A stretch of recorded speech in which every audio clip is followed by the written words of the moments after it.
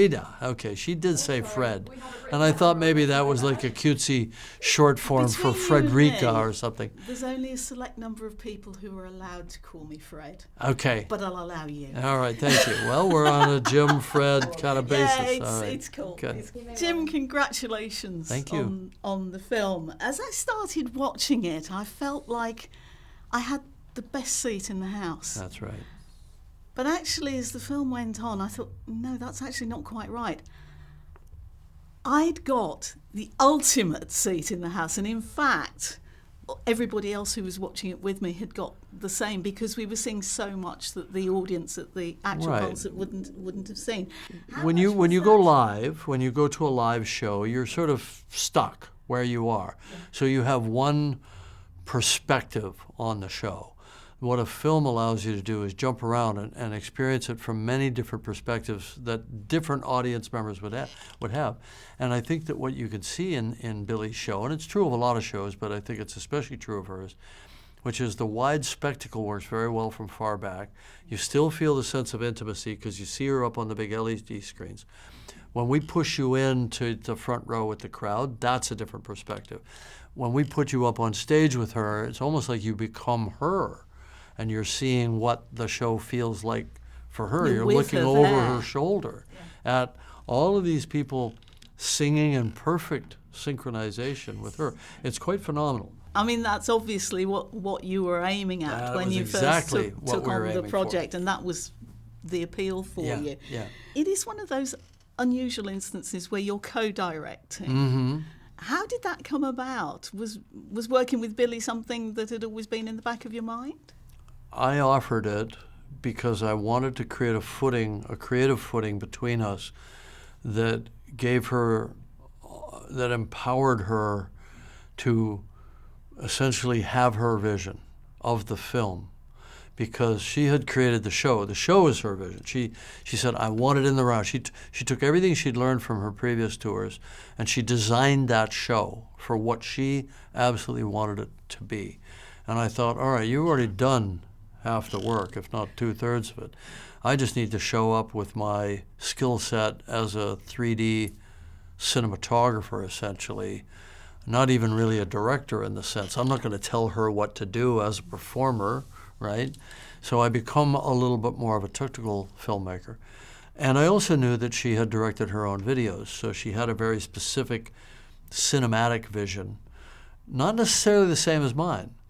But I wanted her on an equal footing because I wanted her to feel comfortable that the end result, at the end of the day, is something that was 100% she could feel good about, and nothing that she felt was cringe for her. And so we just went into it as equals, and we worked through it as equals, and we worked through the entire post-production as equals. And that is also a good discipline for me, right? Because on an Avatar movie, there's no equality. I'm sorry, it's not a democracy. Now, that said, of course, I'm extremely collaborative and I love working with all the artists, but I'm the final arbiter on everything. In this particular case, I asked her to be the final arbiter. I said, if there's something we disagree on, and we did have some small creative disagreements, I said, I'll lobby for my position, but you have the final say. So it sounds to me that you were very much equals because you're both people with very clear visions of what you want to achieve and what you want to do. Exactly. And we had to reconcile that because, I had some ideas that bumped for her a little bit at first. Like, hey, I'm going to pick up the 3D camera and I'm going to follow you around and we're going to talk. She said, I don't want to do a documentary like that. I said, what if we just shoot a little bit of it and we see if we want to use it? Right? And then we both kind of fell in love with the idea that we were getting into her head on the day of the show, and she's putting on her makeup, she's talking about her relationship with the fans, she's talking about the pain that she experiences just normally throughout the course of the run of the tour. And of course she had specifically sprained her ankle the night before and all those things. And I think as we went along we realized that this was a glimpse into her reality that fans don't normally get. And so it created a kind of a meta-narrative to the film that wasn't just the show itself. And she ultimately embraced that and thought it was pretty cool. Now, you're very much associated with 3D. Yes. How does this film take 3D forward? Because I gather you developed some new cameras. Yeah, to make yeah. this So film. to be perfectly clear, we don't actually do the camera technology. We do what we call the rig technology, which is taking cameras manufactured by other people, incorporating them into stereoscopic rigs. So we had very tiny rigs that we could put on a gimbal and put on stage with her. Those didn't exist before. Nothing like that existed before. We had very large rigs that were shooting her from a distance of 100 or 200 feet away, where we were able to have a very, very wide baseline to create good stereo at where she was, that far from the lens. Those didn't exist before. So we were pushing boundaries. We didn't have much prep time, so my engineering team were running around with their hair on fire for the last couple of months before we actually went to Manchester, and we shot it over four shows over, I think, 6 days. Yeah, because there's when she's singing "Bad Guy," she's actually filming herself with a little sort of that's part of the camera. show. I didn't. That is actually I part did of the not show. create that.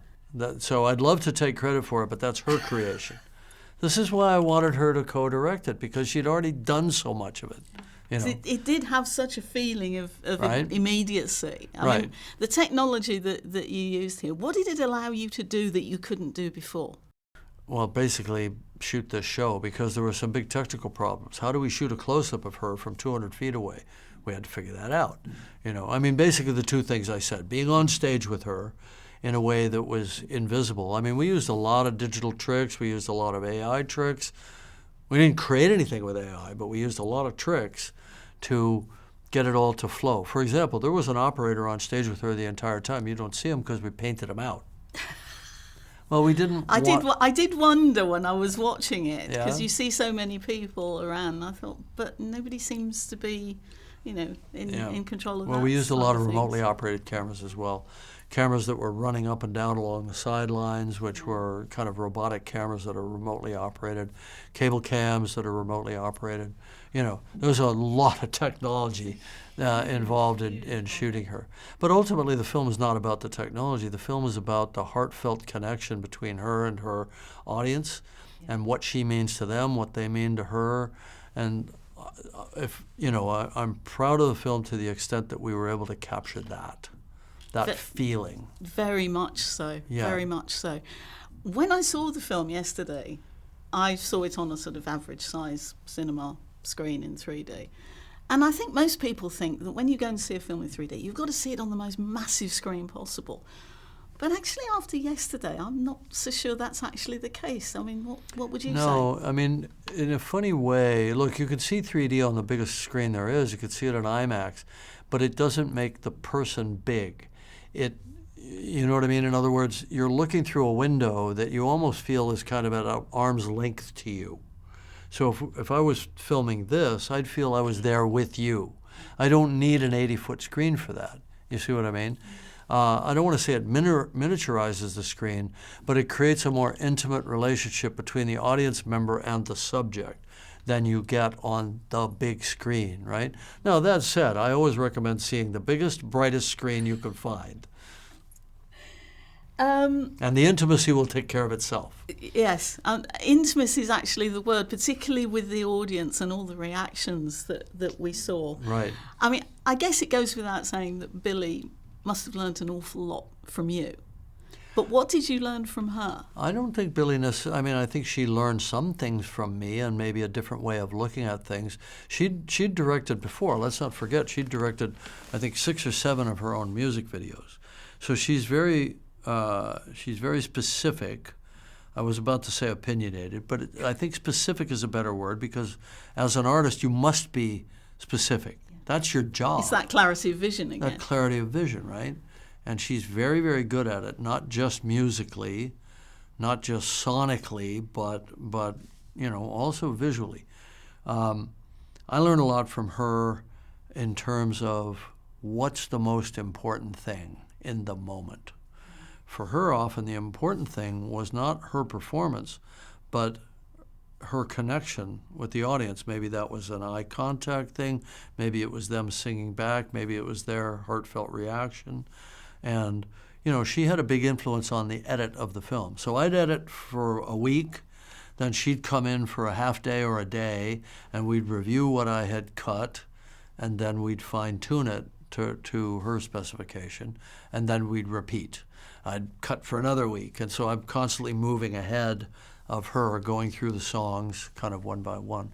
It was a very hands-on for her, you know, but she'd never done a movie per se. She'd done videos, and in a video, the music is the most important thing. You don't even mix any real sound into it. But we were doing a sound mix for a movie, so there were other elements there. You know, it wasn't an album mix; it was a movie mix. So, you know, I think she learned a little bit about filmmaking. I learned a lot about concerts and about performance, live performance. And she's a master. She's an absolute master. She's 24 years old, but she's been doing this for 11 years, and you know, has. And I also learned how amazing she is as a person. As you think about somebody that's been in a global spotlight from the age of 13, could have turned out to be the most monstrous diva you can imagine, and she is absolutely not that. She's a beautiful human being, and I think I certainly have much more admiration for her today than I had when we started the process, because I just didn't know. Not that I had any negative preconception, I didn't, but I just didn't know.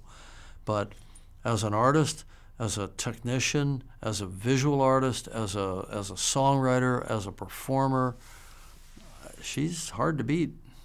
And it sounds like a great partnership. Jim, it's been great to talk fun. to you. It was fun. It's been so good to talk to you. I wish we'd have had more time, but there's never enough time. No, there never is. Thank you very much. Okay, all right. Thank you. All right, yeah. Thank you. Lovely to meet you. Nice talking to you. Ladies and gentlemen, you're watching Hey You Guys! Hey, you guys! Hey, you guys! Hey, that's what they all say. Hey, you guys!